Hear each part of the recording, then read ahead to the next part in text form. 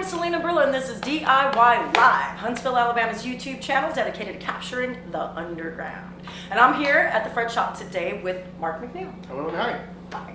How have you been doing, Mark? Excellent, very well. Very well. All right, well, we're going to talk about your music for a little bit. But first, let's talk about you. Where are you from? I was born and raised in Huntsville, Alabama. We moved from Huntsville, Alabama when I was 1 year old to Austin, Texas. We lived in Austin, Texas for 4 years. My dad was military. He was like, I think you should grow up in a small southern town in Alabama, and my parents moved us back here. We've been in Alabama most of my childhood. My dad moved to Massachusetts, where his family is from. I would visit him in the summer. And then when I was 20, I moved to California. I moved there by myself. Got a job at a Barnes & Noble and worked in the shipping and receiving department. Okay. I did that for a very long time, and then I moved back, and I've been in between California, Texas, and Alabama for the past 10 years. Nice. It's been about the same wherever I go. Well, let's talk about your musical journey. When did you start playing music? Music started for me when I was about 14, 15, something like that. Okay. And we started playing shows at Low Mills, started playing bars when we were minors. They barely let us in, and our parents would drive us to the shows. And So who is we? Let's talk about this. Let's talk about you and all your friends here in Huntsville, Alabama. We was always Brad Ness, Johnny Wolfsberger, who has recently passed, we know. And then we have other people like Conway Campbell, who he lived in Colorado for several years. And then, let's see, Seth Cromus. None of the people that played music then play music now. I think of the friend group, I'm the remainder of the few. Right. Brad used to work with me at Copper Top, and he did Brad play was music. wild. Brad was crazy. I love Brad. But yes, and he had some really great bands back then. But I mean, now he has a baby, and he's working on him and Ashley, him and Ashley have a baby. They're married. Yeah, they're doing. Looks like pretty big. Yes. For sure.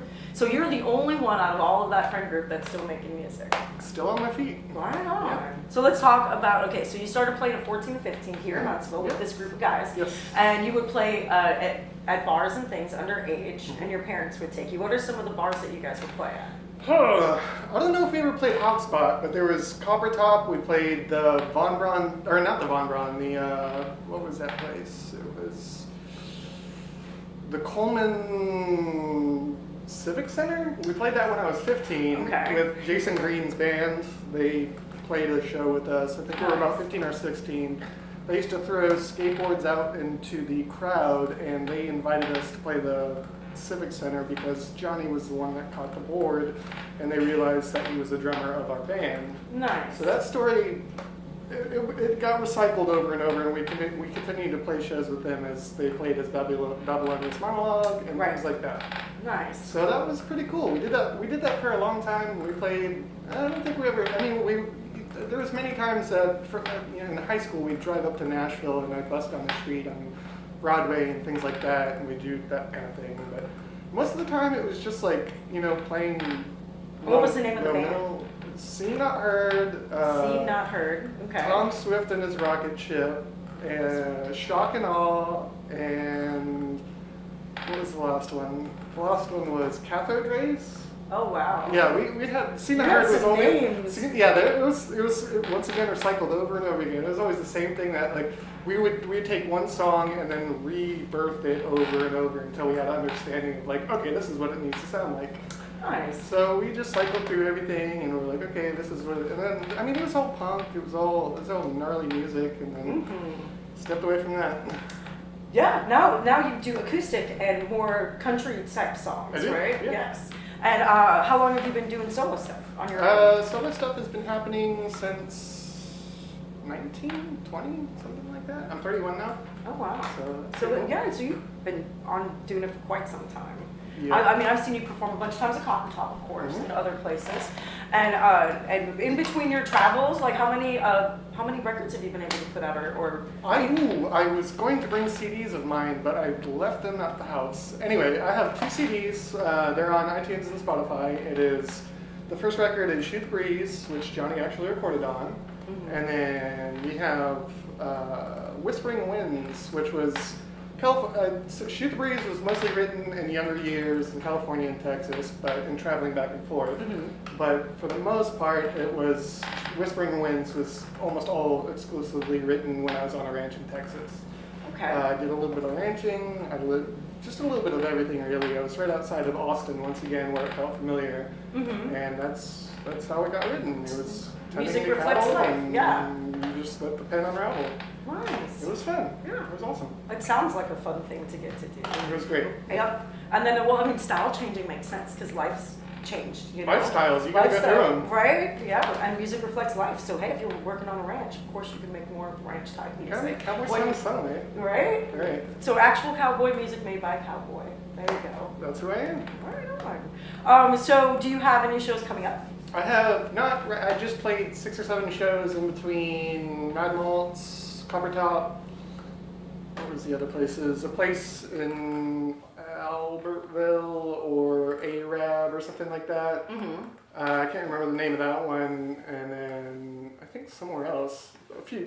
Just a whole bunch of. I mean, I've been playing throughout COVID, and then now that COVID is ending, it's opening up more opportunities. Absolutely. But I do have, not until September, I'm trying to book until September, but September 10th at Yellowhammer, and I'm trying to fill in dates until then. Yeah. So, yeah. It hasn't been the easiest thing. A lot of places got filled. It was like Good as Lord. soon as they said we could open up everyone's calendar Yeah, for well, months at a time. It's hard to book right now because everyone is settling in on getting everybody packed into getting booked into my booking agent at the moment is okay, we got to get you down, we got to get you down, we got to get you down, and then it's we're booked until September, and then it's well, there it goes, and then so everything needs to be filled in, and then until it's done.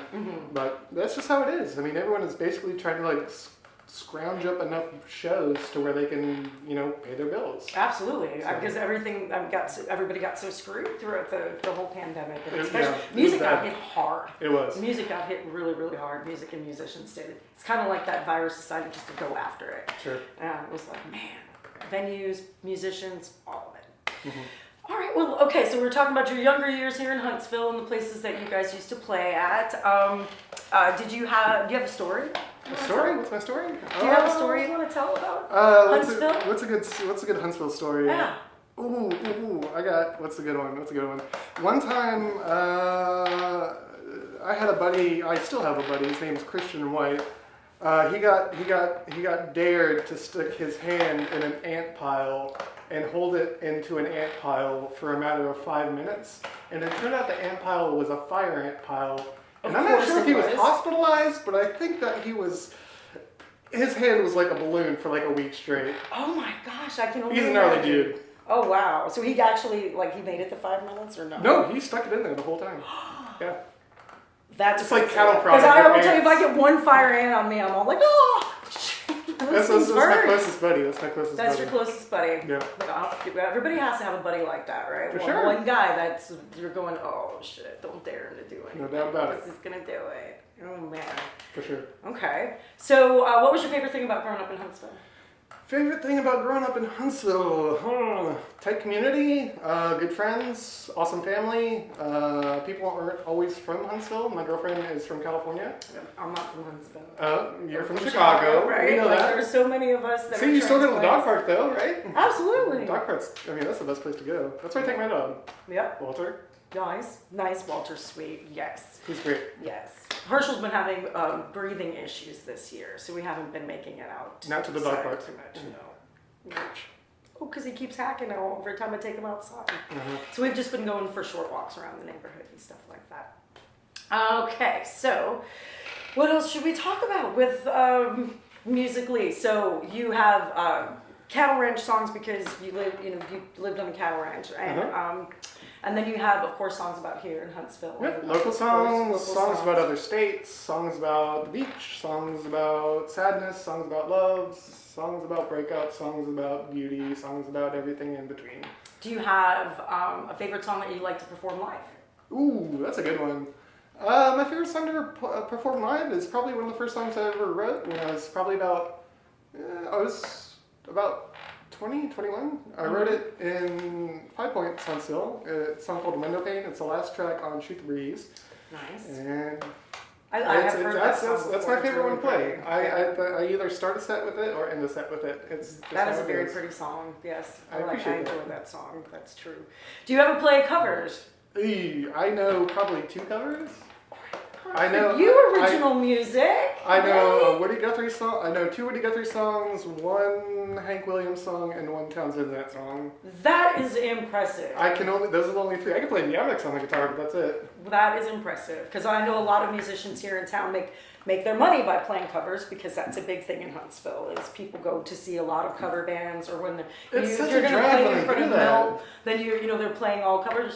And I mean, it's nice to sing along when you want to sing along. But Yeah. I have a great appreciation for original music. I love getting to go somewhere and see something that I've never seen before. For sure. That's always my favorite, is original music. And the fact that you don't play many. I mean, that's so cool. I'm never gonna play Smoke on the Water. I know that much. Oh, right? Or what is that? Freebird. Freebird, yeah. It's a band classic. Alabama Freebird.